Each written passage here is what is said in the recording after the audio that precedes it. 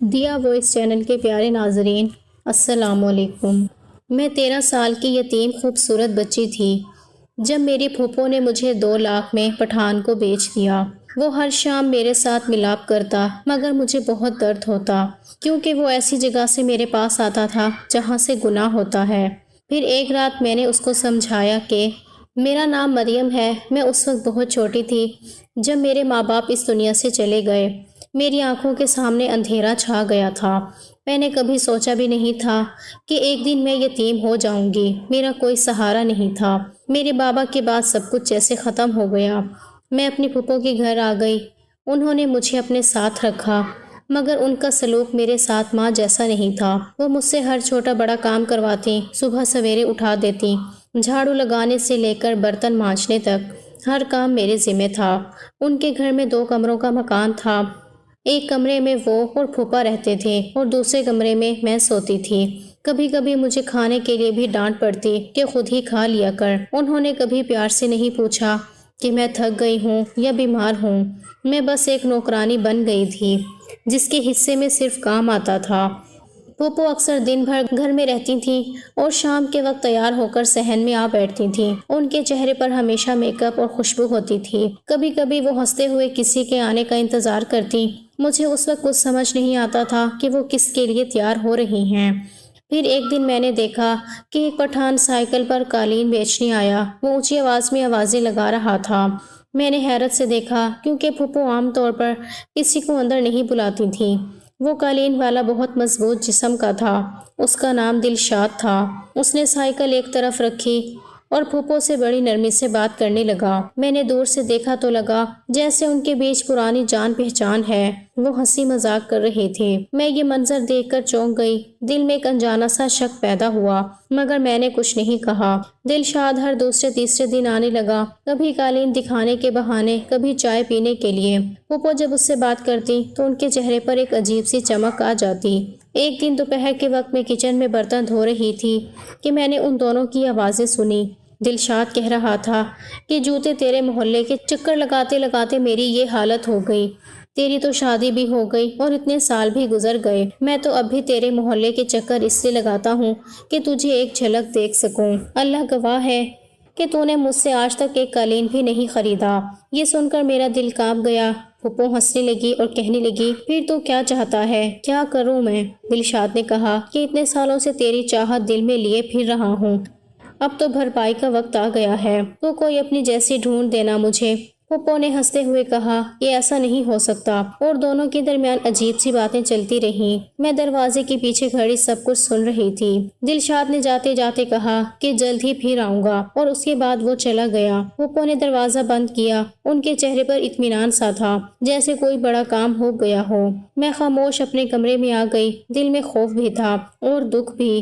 میں سوچنے لگی کہ اگر ان دونوں کا کوئی چکر ہے تو میرا یہاں کیا بنے گا؟ پھوپھو تو خود ایسی باتوں میں پڑی ہیں، وہ میرے بارے میں کیا سوچیں گی؟ میں کسی کو بتا بھی نہیں سکتی تھی کیونکہ پھوپھا تو ہمیشہ مجھ پر ہی غصہ نکالتے تھے۔ وہ کہتے تھے کہ تیرے بابا نے اس گھر پہ بوجھ ڈال دیا اور خود اس دنیا سے چلے گئے۔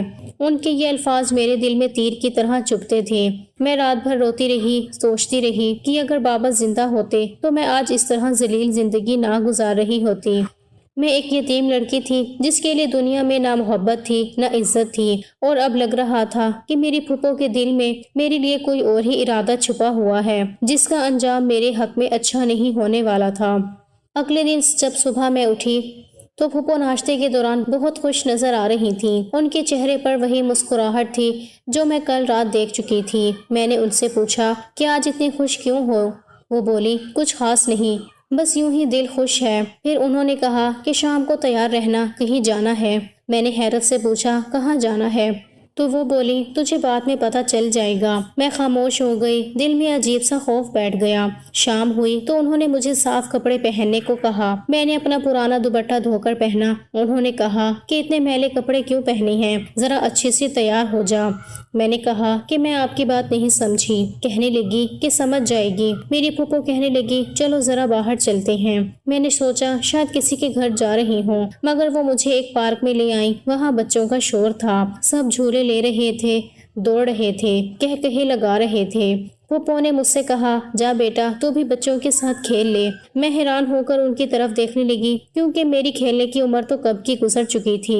میں اب ایک جوان لڑکی تھی جس کے قدم جوانی کی دہلیز پر پہنچ چکے تھے۔ میں نے آہستہ سے کہا پھوپھو میں کہاں کھیلوں، میں تو بڑی ہو گئی ہوں۔ انہوں نے زور سے کہا کہ میں کہہ رہی ہوں نا، جا تھوڑا باہر جا کے بیٹھ جا یا جھولے لے لے۔ میں چپ چاپ ایک درخت کے نیچے جا کر بیٹھ گئی۔ پھوپھو ایک بینچ پر جا کر بیٹھ گئی۔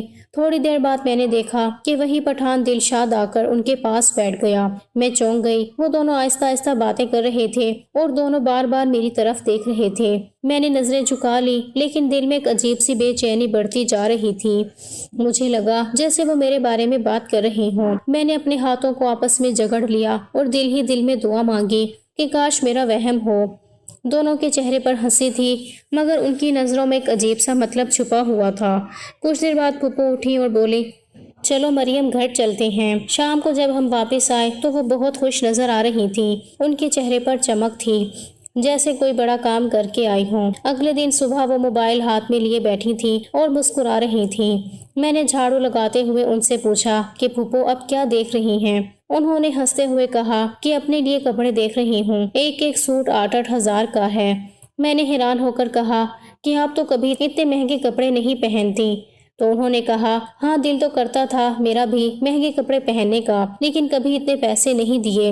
اب اپنے لیے بہت ساری شاپنگ کروں گی۔ میں نے ہنستے ہوئے کہا کہ کیوں، کیا کوئی انعام نکلنے والا ہے؟ تو وہ بولی نہیں، میری لاٹری نکلنے والی ہے اور مجھے تو پتہ ہی نہیں تھا کہ میری لاٹری نکل آئے گی، لیکن اب نکلنے والی ہے۔ اسی طرح یہ ساری شاپنگ کروں گی۔ میں ان کی بات سمجھ نہیں پائی۔ میں نے کہا پھوپھو کیسی لاٹری؟ وہ ہنسی اور میری طرف دیکھ کر بولی اب یہ نہ سوچنا کہ تیرے لیے بھی کچھ خریدوں گی، تیرے لیے کچھ خریدنے کی ضرورت نہیں ہے۔ میری لاٹری نکل رہی ہے تو یہ تو پورا بینک مل رہا ہے مجھے۔ ان کی باتیں میرے سر پورا بینک مل رہا ہے مجھے۔ ان کی باتیں میرے سر کے اوپر سے گزر گئیں لیکن دل میں ایک انجانا سا ڈر بیٹھ گیا۔ اسی رات میں نے انہیں اور ان کے شوہر کو باتیں کرتے سنا۔ پھوپھو کہہ رہی تھی کہ یہ مریم کی شادی کروا دیتے ہیں، ایک آدمی ہے جو اس کی خوبصورتی پر مر مٹا ہے، اس سے شادی کر لے گا۔ وہ کہہ رہا تھا کہ اس کو پسند کرتا ہے۔ میں کمرے کے دروازے کے پیچھے چھپ کر سن رہی تھی۔ پھوپھو کے شوہر نے کہا کہ ہم اس کی شادی کے لیے پیسے کہاں سے لگائیں؟ کہاں ہیں پیسے؟ پھوپھو نے فوراً کہا کہ سارے پیسے وہ خود لگائے گا، بلکہ ہمیں بھی کچھ پیسے دے گا، بس آپ ہاں بول دیں۔ وہ بولا اگر ایسا ہے تو پھر نکالو اس کو یہاں سے، ویسے بھی جب سے یہ یہاں آئی ہے سارے کام یہ کرتی ہے، تم کوئی کام نہیں کرتی، موٹی ہوتی جا رہی ہو۔ پھوپھو نے ہنستے ہوئے کہا اچھا ٹھیک ہے۔ میں سب سن کر پتھر کی مورت بن گئی تھی۔ مجھے اگلے دن پتا چلا کہ میری پھوپھو نے مجھے دلشاد کے ہاتھ بیچ دیا ہے۔ میری قیمت 2 لاکھ روپے لگائی گئی تھی۔ میں یہ سن کر ساکت رہ گئی تھی جیسے زمین میرے قدموں کے نیچے سے نکل گئی ہو۔ پھوپھو کے لیے میں بس ایک سودا تھی، کوئی بیٹی یا بھانجی نہیں تھی۔ وہ پیسوں کی خاطر مجھے ایک اجنبی کے حوالے کرنے جا رہی تھی۔ جلد ہی میری شادی طے ہو گئی۔ دلشاد نے خود آ کر سارے انتظامات کیے۔ اس نے کہا کہ وہ خود گواہوں کو بلائے گا، مولوی صاحب کو بھی خود لائے گا، مٹھائی بھی وہی لے کر آیا۔ پھوپھو بار بار ہنستی رہی، کہنے لگی کہ اب تو دلشاد میرا پرانا قرض چکا رہا ہے۔ اس نے جاتے جاتے پھوپھو سے کہا کہ تو مجھے ملی نہیں، لیکن تیری جیسی ہی ایک کمسن کلی مجھے مل گئی ہے، تیرا بہت شکریہ۔ میرے آنسو بہ رہے تھے۔ میں کہہ رہی تھی کہ میں نہیں جانا چاہتی، میں رخصت نہیں ہونا چاہتی، مجھے اس آدمی سے شادی نہیں کرنی، لیکن میری آواز کسی نے نہیں سنی۔ میں نے احتجاج کیا، چیخی، روئی، لیکن سب نے کہا کہ اب کچھ نہیں ہو سکتا، تمہاری شادی ہو چکی ہے۔ میں نے سوچا شاید ابھی بھی کوئی معجزہ ہو جائے، مگر کچھ نہیں ہوا۔ میں اس دن اپنی زندگی کا سب سے برا دن دیکھ رہی تھی۔ میں دلشاد کے گھر رخصت ہو رہی تھی، بغیر اپنی مرضی کے، بغیر کسی خوشی کے، جیسے کسی جانور کو باندھ کر کسی کے حوالے کیا جا رہا ہو۔ میری آنکھوں کے سامنے پھوپھو اور ان کے شوہر کے چہرے تھے جن پر صرف اطمینان تھا، جیسے انہوں نے کوئی فائدے کا سودا کر لیا ہو، اور میں مریم اب ان کی نظر میں بس 2 لاکھ کی قیمت والی چیز بن چکی تھی۔ تبھی وہ شاپنگ کرنے کے لیے سوٹ پسند کر رہی تھی۔ مجھے بیچ کر انہوں نے شاپنگ کرنی تھی، یعنی اپنی شاپنگ کے لیے انہوں نے جیتی جاگتی لڑکی کو بیچ دیا، اس کے خواب، اس کے مستقبل کو خراب کر دیا، صرف اپنے چند جوڑوں کے لیے۔ لیے۔ ایسی عورتیں ہوتی ہیں، ایسی پھپھو ہوتی ہیں۔ میرے بابا جب اس دنیا سے جا رہے تھے تو پھپھو کا ہاتھ پکڑ کر کہا تھا کہ میری مریم کا خیال رکھنا۔ ماں تو میری پہلے اس دنیا میں نہیں تھی، اس وقت تو وہ رو رہی تھی اور کہہ رہی تھی کہ وہ میری اپنی بیٹی ہے۔ پھر بھلا کوئی اپنی اولاد کو اس طرح بیچ دیتا ہے؟ کیا اس کے بعد 5 سال انہوں نے مجھ سے اپنے گھر کے کام کروائے، جبکہ میری اس وقت کام کرنے کی عمر بھی نہیں تھی، اور ابھی میری شادی کروا دی، وہ بھی اس طرح۔ شادی کی پہلی رات تھی۔ میں ایک ایسے گھر میں تھی جو بظاہر عام سا لگتا تھا، لیکن اندر سے بہت الگ تھا۔ یہ گھر لوگوں سے بھرا ہوا تھا۔ دروازے پر روشنیوں کی لڑی لگی ہوئی تھی، ہر طرف خوشبو پھیلی ہوئی تھی۔ اس کے گھر میں ماں تھی، 2 بھابیاں تھیں، بہنیں تھیں، بھائی تھے، سب ہنستے مسکراتے پھر رہے تھے جیسے کوئی بڑی خوشی کا موقع ہو۔ میرا دل ڈر سے کانپ رہا تھا۔ میں نے کبھی اتنے سارے اجنبی چہرے ایک ساتھ نہیں دیکھے تھے۔ سب کے چہروں پر مسکراہٹ تھی، لیکن میں جانتی تھی کہ وہ کس کی وجہ سے خوش ہیں۔ کچھ دیر بعد مجھے ایک الگ کمرے میں لے جایا گیا۔ وہ کمرہ بہت ہی خوبصورت تھا۔ نرم قالین بچھے ہوئے تھے، دیواروں پر رنگین کپڑے لگے ہوئے تھے، پھولوں کی خوشبو ہر طرف پھیلی ہوئی تھی۔ میں حیران تھی کہ خریدی ہوئی لڑکی کے لیے اتنی تیاری، اتنی عزت کیسے ہو سکتی ہے۔ میں بیڈ کے کونے پر بیٹھ گئی، دل میں خوف بھی تھا اور حیرت بھی۔ میں سوچ رہی تھی کہ پتہ نہیں میری زندگی اب کیسی گزرنے والی ہے۔ رات کے کھانے کے بعد سب لوگ ہنس بول کر اپنے کمروں میں چلے گئے۔ گھر میں خاموشی چھا گئی۔ تب دروازہ آہستہ سے کھلا۔ دلشاد اندر آیا۔ اس کے ہاتھ میں ایک چھوٹا سا تحفہ تھا۔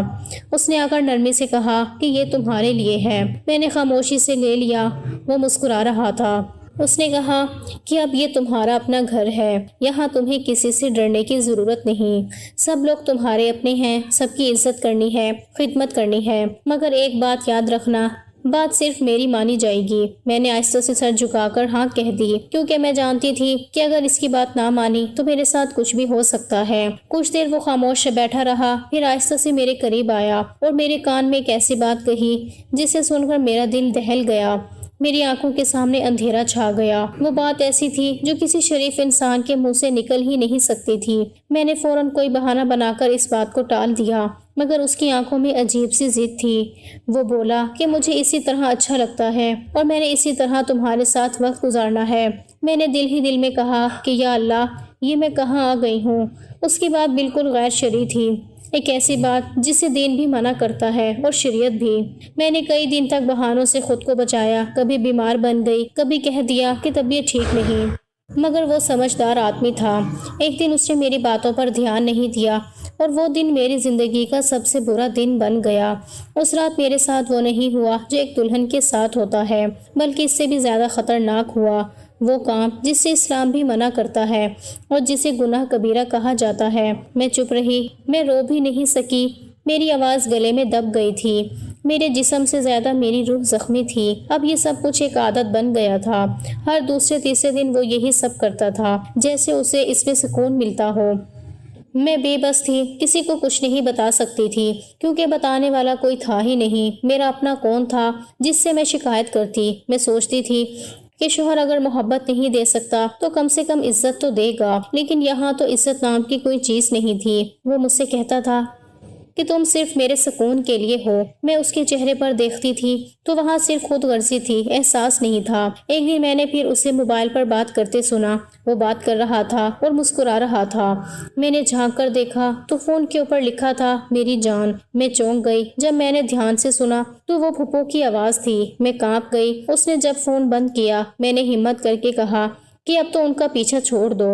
اس نے تیز نظروں سے میری طرف دیکھا اور بولا، تو کون ہوتی ہے مجھے کہنے والی؟ وہ میری پہلی محبت ہے، میں اسے کبھی نہیں بھول سکتا۔ وہ کہنے لگا کہ اس نے تجھے مجھے دے کر اپنی جان چھڑوائی اور تھوڑی کمائی بھی کر لی، مگر میرے دل سے وہ کبھی نہیں نکل سکتی۔ میں پتھر کی طرح جم گئی، میری آنکھوں سے آنسو بہنے لگے۔ میں نے سوچا کہ میں تو اس کی زندگی میں صرف ایک سودا ہوں، ایک جسم ہوں جس سے وہ اپنی خواہش پوری کرتا ہے، مگر دل کے کسی کونے میں میرے لیے کچھ نہیں ہے۔ میں نے دل ہی دل میں سوچا کہ شاید اللہ ہی میرا حال دیکھ رہا ہے، شاید کبھی میری فریاد سن لے جائے۔ لیکن اس وقت میں ایک ایسی قید میں تھی جس سے نکلنے کا کوئی راستہ نہیں تھا، اور ہر دن میری زندگی کا ایک نیا عذاب لے کر آتا تھا۔ میری ہر وقت طبیعت خراب رہتی تھی، کبھی سر بھاری رہتا، کبھی جسم میں درد ہوتا، کبھی بخار سا لگتا، لیکن گھر میں کسی کو میری حالت کی پرواہ نہیں تھی۔ دلشاد کی ماں نے کہنا شروع کر دیا کہ تو کہہ رہا تھا کہ یہ لڑکی کام کاج میں بڑی تیز ہے، یہاں پر آئے گی تو گھر کے سارے کام سنبھال لے گی، لیکن یہ تو کسی کام کے قابل نہیں ہے، اس سے تو ٹھیک سے چلا بھی نہیں جاتا۔ وہ کہتا تھا کہ کام آپ نے کروانا ہے، میرا کام تو ہو جاتا ہے۔ اتنا کہہ کے وہ چلا جاتا تھا۔ میں جب کچن کے پاس سے گزرتی تو وہ سب عورتیں آپس میں باتیں کرتی ہوئی مجھے دیکھ کر مسکراتی جیسے میں کوئی تماشا ہوں، اور پھر نظریں پھیر لیتی تھیں۔ اس گھر کی عورتوں کو دیکھ کر میں سوچتی تھی کہ لگتا ہے ان سب کے ساتھ یہی معاملہ تھا، اور شاید میری قسمت بھی ایسی ہی لکھی گئی تھی۔ میں نے کئی بار کوشش کی کہ کسی سے بات کر سکوں، کوئی ایسا مل جائے جو میری بات سمجھ لے، لیکن یہاں پر تو سب اندھے تھے، سب کو اپنی فکر تھی۔ میں کسی سے بات کرتی تو مجھے ہی برا بنا دیا جاتا، کہتے کہ نئی آئی ہے، نخرے دکھا رہی ہے، کام سے جی چرا رہی ہے، اور جب میں خاموش رہتی تو کہتے کہ بہت چلاک ہے، چپ رہ کر سب کی باتیں سنتی ہے۔ میں نے دل میں سوچا کہ شوہر ہے میرا، شاید وہی میرا سہارا بنے۔ جب سے آئی ہوں کوئی برا رویہ میرے ساتھ نہیں کیا، سوائے اسی کے ایک غلط کام کے۔ نہ اس نے کبھی گالی دی، نہ اونچی آواز میں بات کی، لیکن پھر بھی میرے دل میں ایک انجانا خوف رہتا کہ یہ سکون کب تک ہے، کب پھر وہ رات آ جائے گی جب میری چیخیں بھی دیواروں میں دب کر رہ جائیں گی۔ میں نے ایک دن ہمت کر کے سوچا کہ اس کو پیار سے سمجھانے کی کوشش کروں، شاید نرمی سے بات کرنے سے وہ سمجھ جائے۔ میں نے اس کے پاس جا کر دھیرے دھیرے بات شروع کی۔ وہ بیٹھا میری بات سنتا رہا۔ خاموشی سے میں نے دل میں امید باندھ لی کہ شاید آج وہ میری بات مان جائے گا، لیکن جب میں اپنی بات ختم کر چکی تو وہ ہلکا سا مسکرایا اور بولا، تمہارا تو کوئی کام ہی نہیں ہے اس معاملے میں بولنے کا، تمہارا کام ہے میری بات ماننا، شوہر کا کام ہوتا ہے بیوی کی بات مان لو، اور تم مجھے بیٹھ کر لیکچر دے رہی ہو، تفصیلیں سنا رہی ہو، میں تمہاری کوئی بات نہیں مانوں گا۔ میں نے کہا تو پھر اس طرح تمہیں بیمار ہی رہوں گی، اور آپ کے بھی کسی کام کی نہیں رہوں گی۔ وہ کہنے لگا کہ مر تو نہیں جاؤ گی نا، بس جو ہوتا ہے ہونے دو۔ میں بہت پریشان تھی، میں دن رات روتی رہتی تھی، رات کو جاگ جاگ کر آنسو بہاتی تھی، مجھے لگتا تھا جیسے میرا وجود ہی ختم ہو گیا ہے۔ ایک دن میں نے کہا کہ مجھے میری پھپھو سے ملوانے لے جاؤ، مجھے ان سے بات کرنی ہے، شاید وہ کوئی حل بتا سکیں۔ تو اس نے کہا کہ جتنی محبت ہے تمہیں اس سے وہ تو میں بھی جانتا ہوں، لیکن چلو لے جاتا ہوں۔ میں نے سوچا تھا کہ پھپھو سے ہی جا کر بات کروں گی، کیونکہ پھر اور کس سے بات کرتی، وہی تو تھی جن پر مجھے کچھ بھروسہ تھا۔ جب ہم پھپھو کے گھر پہنچے تو وہ مجھ سے ایسے ملی جیسے بڑی خوش ہوئی ہوں، جیسے کوئی مہمان آیا ہو۔ چائے پانی پوچھا، ہنسی مذاق کیا، لیکن جب میں نے باتوں باتوں میں اپنے مسئلے کے بارے میں بات کی تو وہ زور سے ہنسنے لگیں اور کہنے لگیں کہ اچھا ایسا ہوتا ہے۔ میں نے کہا آپ ہنسے نہیں، میں بہت بڑی مصیبت میں ہوں، مجھے بہت تکلیف ہوتی ہے، بیمار رہتی ہوں، اب تو کھانا بھی ٹھیک سے نہیں کھایا جاتا۔ تو انہوں نے کہا کہ بھائی یہ تو تمہارا اور تمہارے شوہر کا معاملہ ہے، میں بیچ میں کیا بول سکتی ہوں۔ میں نے کہا کہ شادی تو آپ نے کروائی ہے، آپ نے ہی دلشاد سے رشتہ کروایا تھا، آپ اس کو تھوڑا سمجھائیں، ویسے بھی شادی کے بعد آپ دونوں کی باتیں چلتی رہتی ہیں، آپ کے فون پر گھنٹوں بات ہوتی ہے۔ وہ کہنے لگی کہ اچھا یہ بھی پتا ہے تمہیں، یہاں تو باتیں تو چلیں گی ہماری، اگر تمہارے اندر اتنا دم ہے تو اپنے شوہر کو خود منع کر لو۔ میں نے کہا کہ میں نے بہت کوشش کی ہے، لیکن وہ سنتا ہی نہیں، مجھے لگتا ہے جیسے میں قید میں ہوں۔ تو وہ کہنے لگی کہ ہر گھر میں ایسی باتیں ہوتی رہتی ہیں، عورت کو برداشت کرنا ہی پڑتا ہے۔ مجھے غصہ تو بہت آ رہا تھا، دل چاہا کہ وہیں رو دوں، چلاؤں کہ آپ نے میری زندگی تباہ کر دی، لیکن میں نے خود کو ضبط کیا اور پھر سے کہا کہ آپ ان سے بات کریں، ان کو تھوڑا سا سمجھائیں۔ اس نے کہا کہ ٹھیک ہے سمجھاؤں گی، مگر مجھے پتا تھا کہ وہ جھوٹ بول رہی ہیں، کیونکہ کوئی فرق نہیں پڑا تھا، دلشاد ویسا ہی تھا، بلکہ اب تو وہ اور بھی زیادہ بے رحم ہوتا جا رہا تھا۔ اب کون تھا ایسا جس سے میں بات کر سکتی تھی؟ سب راستے بند ہو چکے تھے، بس ایک ہی راستہ بچا تھا، خاموشی کا، اور میں نے وہی اختیار کر لیا تھا۔ میرا دن گھر کے کاموں میں گزرتا تھا، صبح آنکھ کھلتے ہی جھاڑو پوچھا برتن کپڑے سب کچھ میرے ذمہ ہوتا تھا۔ میں سارا دن اس کی ماں کی باتیں سنتی رہتی تھی، کبھی وہ اپنے دکھ سناتی، کبھی بہنوں کی برائیاں کرتی، اور میں بس ہاں میں ہاں ملاتی رہتی تھی، کیونکہ اگر کوئی بات غلطی سے بھی ان کے خلاف نکل جاتی تو سارا گھر میرے سر پر آ جاتا تھا۔ وہ بہنیں بھی آ کر مجھ سے ایسے برتاؤ کرتی تھیں جیسے میں کوئی نوکر ہوں۔ وہ کہتی کہ یہ لڑکی تو کام ہی نہیں کرتی، سارا دن ہاتھ پہ ہاتھ دھرے بیٹھی رہتی ہے، اور ان کی ماں کہتی کہ پتہ نہیں میرے بیٹے نے اس آفت کو گھر لے آیا ہے۔ رات ہوتی تو میرے لیے وہی عذاب لے کر آتا تھا، وہی ظلم، وہی اذیت، وہی ناپاک کام جو نہ دین اجازت دیتا ہے نہ انسانیت۔ میں برداشت کر سکتی تھی، میرے جسم کا ایک ایک حصہ جیسے چور چور ہو چکا تھا۔ درد کی دوائیاں ایسے کھاتی تھی جیسے کوئی ٹافیاں کھاتا ہے، کبھی سر درد کی گولی، کبھی جسم کے درد کی، لیکن پھر بھی کوئی فرق نہیں پڑ رہا تھا۔ میں دن بہ دن کمزور ہوتی جا رہی تھی، میری آنکھوں کے نیچے سیاہ حلقے پڑ گئے تھے، مگر کسی نے کبھی یہ نہیں پوچھا کہ میں ٹھیک ہوں یا نہیں۔ ایک دن ہمارے گھر مہمانوں کے آنے کی خبر ملی۔ صبح سے ہی گھر میں ہلچل مچ گئی، سب لوگ ایسی تیاریوں میں لگے ہوئے تھے جیسے کوئی بادشاہ آنے والا ہو۔ ہر کمرہ صاف کیا جا رہا تھا، برتن چمکائے جا رہے تھے، کپڑے استری ہو رہے تھے اور کھانے پینے کی اتنی تیاریاں ہو رہی تھیں کہ میں حیران ہو گئی۔ میں نے سوچا کہ آخر ایسا کون مہمان ہے جس کے لیے اتنا اہتمام ہو رہا ہے۔ جب میں نے اپنی ساس سے پوچھا تو وہ بولی کہ تمہارے شوہر کا چاچا آ رہا ہے، یہ وہی بندہ ہے جس کا پورے خاندان میں بہت روب ہے، تمہارا شوہر بھی صرف اسی سے ڈرتا ہے، اس کی ہر بات حرف آخر ہوتی ہے۔ میں نے سنا تو زیادہ سوچ میں نہیں پڑی، بس دل میں کہا کہ شاید یہی لوگ ہیں جو اپنے روب سے دوسروں کو سیدھا رکھتے ہیں۔ جب وہ آئے تو گھر کا ماحول ہی بدل گیا، سب لوگ ان کے آگے پیچھے تھے، ان کے آنے پر ہر کوئی خوش تھا۔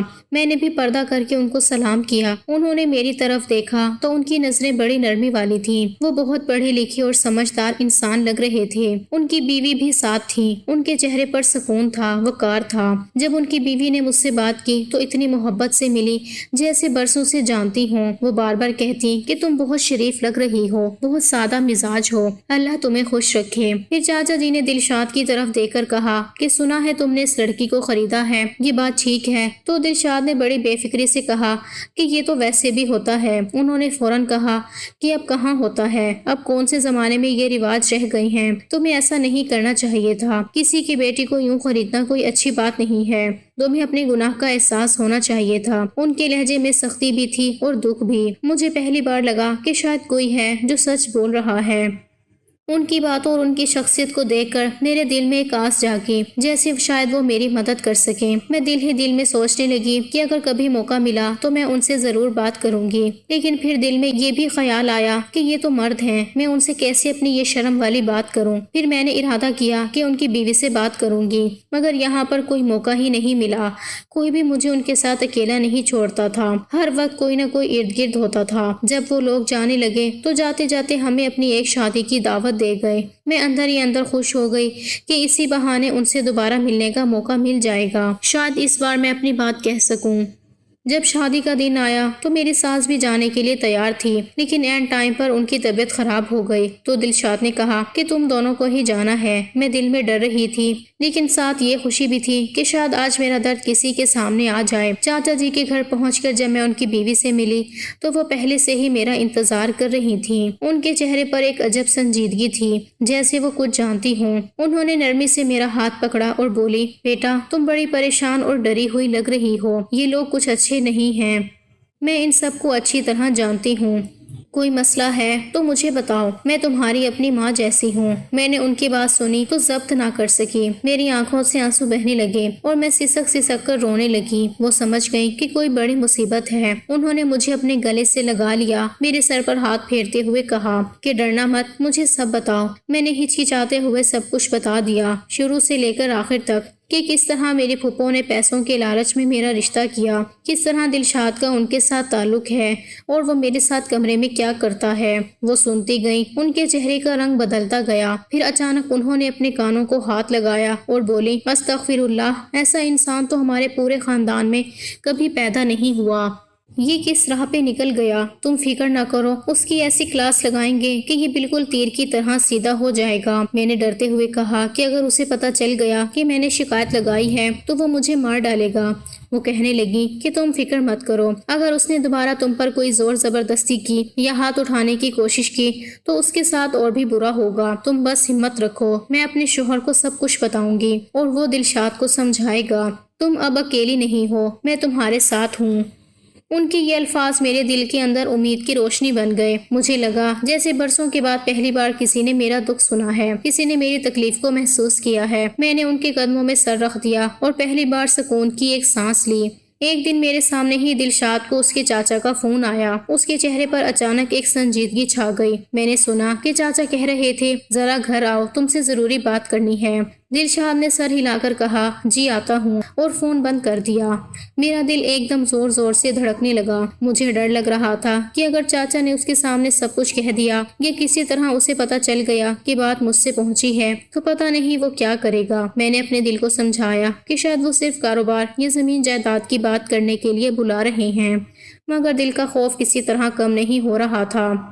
وہ شام کو واپس آیا تو اس کا رویہ بالکل الگ تھا۔ اس کی آنکھوں میں وہی سختی نہیں تھی جو ہمیشہ ہوتی تھی، بلکہ وہ مجھے عجیب سی نظروں سے دیکھ رہا تھا، جیسے سوچ رہا ہو کہ میں کیسی ہوں، کیا محسوس کرتی ہوں۔ میں اس کے چہرے کے تاثرات پڑھنے کی کوشش کر رہی تھی، لیکن کچھ سمجھ نہیں پا رہی تھی۔ وہ خاموشی سے میرے قریب آیا، پھر ایک لمحے کے لیے رکا اور بولا آج رات سکون سے سو جاؤ۔ میں نے حیران ہو کر اس کی طرف دیکھا، کیونکہ یہ پہلا موقع تھا جب اس نے مجھے اس طرح نرمی سے بات کی تھی۔ پھر وہ بولا کہ صبح میں اپنے گھر والوں سے بات کروں گا اور تمہیں ساتھ لے کر چاچا کے گھر شفٹ ہو جاؤں گا۔ میں بالکل حیران رہ گئی۔ اگلی صبح جب اس نے اپنی ماں اور بہنوں کو بتایا کہ ہم چاچا کے گھر جا رہے ہیں تو گھر میں جیسے ہنگامہ مچ گیا۔ سب کہنے لگے کہ ہمارے گھر کے کام کون کرے گا، برتن کون دھوئے گا، کھانا کون بنائے گا۔ دلشاد نے اطمینان سے کہا کہ نوکر رکھ لو، اور پھر بغیر کسی بحث کے سامان پیک کرنے لگا۔ میں چپ چاپ اس کے پیچھے دیکھتی رہی۔ دل میں خوف بھی تھا، لیکن ایک انوکھی سی امید بھی جاگ رہی تھی، شاید اب میری زندگی بدلنے والی تھی۔ ہم چاچا کے گھر پہنچے تو چاچی نے ہمیں بہت پیار سے استقبال کیا۔ مجھے لگا جیسے میں کسی نئے جہاں میں آ گئی ہوں۔ وہ گھر نہایت پرسکون اور صاف ستھرا تھا۔ ان کا برتاؤ اتنا اچھا تھا کہ میں حیران رہ گئی۔ انہوں نے مجھے بیٹیوں جیسا پیار دیا۔ میں ان کی بہو بن کر رہنے لگی، مگر انہوں نے مجھے بہو نہیں کہا، وہ کہتی تھی کہ تم تو میری اپنی بیٹی ہو۔ سب سے بڑی بات یہ تھی کہ دلشاد بالکل بدل چکا تھا۔ وہ اب میرے ساتھ وہ ظلم نہیں کرتا تھا، بلکہ بڑے پیار اور نرمی سے بات کرتا تھا۔ وہ اب مجھ پر غصہ نہیں کرتا تھا، نہ ہی وہ حرام کام کا ذکر کرتا تھا، بلکہ وہ میرا خیال رکھتا تھا، میرے لیے چیزیں لاتا تھا، کبھی پھول، کبھی کپڑے، کبھی چاکلیٹ۔ وہ کہتا تھا کہ تم خوش رہو تو میرا دل خوش ہوتا ہے۔ میں اس کی اس تبدیلی کو دیکھ کر حیران بھی تھی اور مطمئن بھی۔ وہ مجھے سیر کروانے لے جاتا تھا، پارک لے جاتا، بازاروں میں گھماتا، کہتا تھا اب تم میری عزت ہو، میری ذمہ داری ہو۔ ایک دن میں نے ہمت کر کے چاچی سے پوچھا کہ یہ سب کیسے ہو گیا۔ صرف چاچا کے سمجھانے سے وہ ایک دم اتنا بدل گیا۔ وہ مسکرائیں اور بولی نہیں ایسی بات نہیں ہے، اس کے پیچھے ایک بڑی وجہ ہے۔ پھر انہوں نے آہستہ آہستہ بتایا کہ دلشاد کی فیملی کرائے کے مکان میں رہتی ہے۔ ان کے پاس نہ اپنا گھر ہے، نہ کوئی زمین، نہ کوئی جائیداد، نہ کوئی دکان، نہ جائیداد۔ تمہارے چاچا کے پاس بہت کچھ ہے، یہ گھر بھی ان کا ہے، دکانیں بھی ان کی ہیں، زمینیں بھی ان کی ہیں، اور کیونکہ ہماری کوئی اولاد نہیں ہے، ہم نے فیصلہ کیا ہے کہ ہم اپنی ساری جائیداد دلشاد کے نام کر دیں گے۔ پھر وہ تھوڑی دیر رک کر بولی لیکن اس کے ساتھ ایک شرط ہے۔ تمہارے چاچا نے صاف صاف کہا ہے کہ اگر دلشاد نے اس لڑکی کو خوش نہیں رکھا، اگر اس کی آنکھوں میں کبھی ایک آنسو بھی آیا یا اس نے دوبارہ کوئی شکایت کی تو اسے جائیداد میں 1 روپیہ بھی نہیں ملے گا۔ تمہارے چاچا نے یہی بات اسے سامنے بیٹھ کر کہی اور تب سے وہ بدل گیا ہے۔ اب وہ ڈرتا ہے کہ اگر تمہارے ساتھ برا کیا تو سب کچھ کھو دے گا۔ میں یہ سن کر خاموش ہو گئی۔ میرے دل میں ایک عجیب سا سکون اترنے لگا کہ آخر کسی نے انصاف کیا ہے، کسی نے میرے دکھ کا علاج ڈھونڈ نکالا ہے۔ میں نے آہستہ سے کہا چاچی آپ نے تو میرے لیے فرشتہ بن کر کام کیا ہے، آپ نے مجھے وہ زندگی دی جس کی امید بھی نہیں تھی۔ وہ ہنس پڑی اور بولی بیٹی میں نے صرف اپنا گھر سنوارنے کی کوشش کی ہے، مجھے بھی تو بہو چاہیے تھی، بیٹی چاہیے تھی، تم آ گئی تو میرا گھر بھی بھر گیا۔ میں نے ان کے ہاتھ چوم لیے۔ میری آنکھوں میں آنسو تھے، لیکن یہ آنسو دکھ کے نہیں تھے بلکہ سکون اور شکر کے تھے۔ مجھے لگا کہ میں نے جتنی مصیبتیں اٹھائی تھیں ان سب کا صلہ مل گیا تھا۔ اب میں خوش تھی، میری زندگی میں پہلی بار سکون تھا۔ اب میں نے جان لیا تھا کہ صبر کا پھل ہمیشہ میٹھا ہوتا ہے، اور کبھی کبھی انسان کو نجات کسی اجنبی کے الفاظ سے مل جاتی ہے، جیسے مجھے چاچی کی محبت سے ملی تھی۔